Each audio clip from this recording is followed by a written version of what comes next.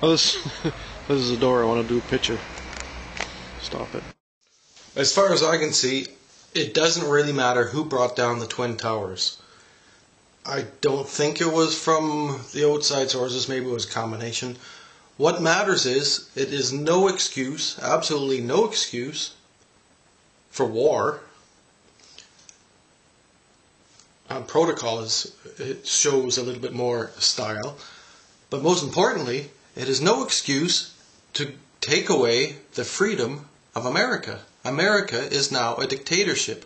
Whether they believe it or not, they're at a state of emergency, or whatever they call it, and they have no more, they don't have the rights that they used to have. And the rights that they used to have weren't too bad, but getting worse is not a good idea. They should actually get better. And we're supposed to be living in the future, and we're supposed to be, we're an animal with amazing technology. We have to grow up just a little bit so that we don't get out. Well, we already are out of hand, and part of our problem is our motor ability, our ability to create and make things is ahead of our thinking. We simply are too slow in our thinking to be doing what we're doing. We should not be playing with atom bombs with our present state of mind. When you consider, when they look back at George Bush, they're going to say he was insane. Some people already say that.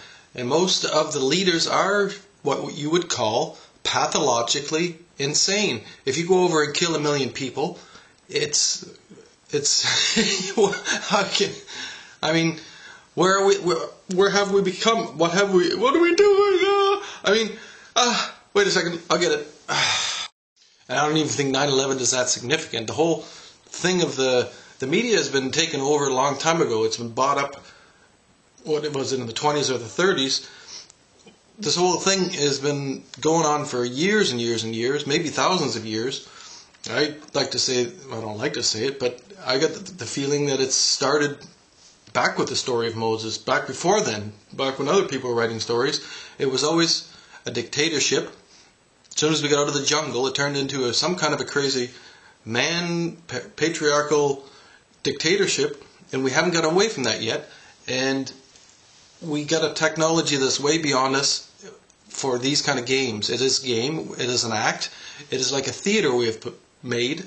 We have written a theater. Most of what we are doing is in the Western world is based on the Bible, and it is a theater piece. We're playing this theater piece out, and we're playing it out so precisely that we're actually working towards this state of Armageddon. We don't even know what it is, and if you read it closely, it's actually a place, and this probably means Washington.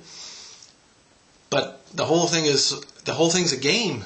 They write the script, they play out the role, and your freedom is taken away. And there is no possible reason to take your freedom away. If there's terrorism from terrorists, and terrorists are really a small number of percentage on this planet, they have no right to take your freedom away.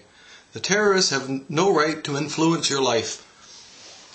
And I don't even think most of the terrorism has anything to do with real terrorists. It has all to do with state manipulation, and it's a lot worse than our paranoid 18-year-old brain likes to tell us, because it's real. It's real, and we got to wake up to the fact, and it's so bloody obvious now, and I got to quit now because we're going way too far, and I'm repeating myself over and over and being redundant at the same time.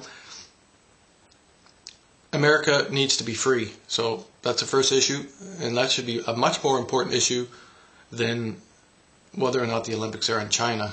And I don't think I talked too much about that on this one, and perhaps it doesn't even fit. And a lot of this is probably chaos, but that's also part of the order. If you can get some few thoughts out of it, maybe you can do it better. And if you can do it better, then maybe I'm doing something good by being chaotic. How's that for?